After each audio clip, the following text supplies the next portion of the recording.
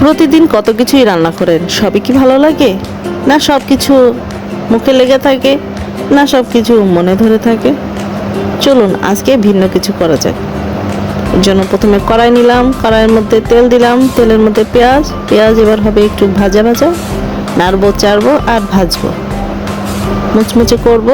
তার মধ্যে একটু সামান্য পরিমাণ লবণ ছিটিয়ে দিব। এরপর নিলাম ব্লেন্ডারের জার, তার মধ্যে দিয়ে দিলাম কিছু টমেটো। টমেটো ইচ্ছে মতো নিয়েন, কোনো সমস্যা নাই তাতে।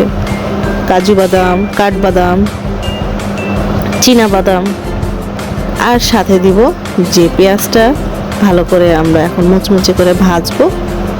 এই মুচমুচে পেঁয়াজটাও আমি সেই ব্লেন্ডারের জারের মধ্যে মশলার সাথে অ্যাড করব। এর সাথে করব আরও কিছু মশলা, যেমন দারচিনি, ছোট এলাচ, বড় এলাচ, গোলমরিচ, লবঙ্গ, সবগুলো উপকরণ একসাথে মিক্সড করে একটু পানি দিব। তারপর আমি এটাকে ব্লেন্ড করে নেব। ব্লেন্ড করা হলে দেখতে পাচ্ছেন সুন্দর একটা পেস্ট তৈরি হয়ে যাবে, যেটা রান্নার জন্য উপযোগী। তবে এখন ধুয়ে পরিষ্কার করে রাখা মাংসের সাথে আমি এই মশলাটা, ব্লেন্ড করে রাখা মশলাটা দিয়ে দিব। তবে মশলাটার মধ্যে আমি টক দই দিয়েছিলাম, এটা বাদ পড়ে গিয়েছে, আপনারা অবশ্যই দিবেন। সাথে একটু লবণ দিব পরিমাণ মতো, জিরার গুঁড়া, ধনে গুঁড়া, মরিচের গুঁড়া, এগুলো আমি 1 চা চামচ পরিমাণ করে দিয়েছি মোটামুটি। আর হলুদের গুঁড়া দিয়েছি 1/2 চা চামচ পরিমাণ। আর সাথে দিব 1 চা চামচ পরিমাণ কাশ্মীরি মরিচের গুঁড়া।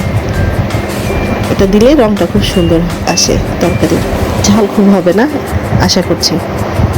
এই উপকরণগুলো দিয়ে আমি খুব ভালো করে মাংসটাকে মাখিয়ে নিব এবং এটাকে রেখে দেব ঘন্টাখানিকের জন্য। সব মশলা, ঝাল, লবণ ঠিক মতো ঢুকবে, তাহলেই তো খেতে মজা হবে, তাই না? এরপর এটাকে খুব ভালো করে নাড়বো চাড়বো আর একটু করে ফ্লেভার নিব। উফ, এত সুন্দর একটা ঘ্রাণ ছড়াচ্ছে, কি বোঝাবো।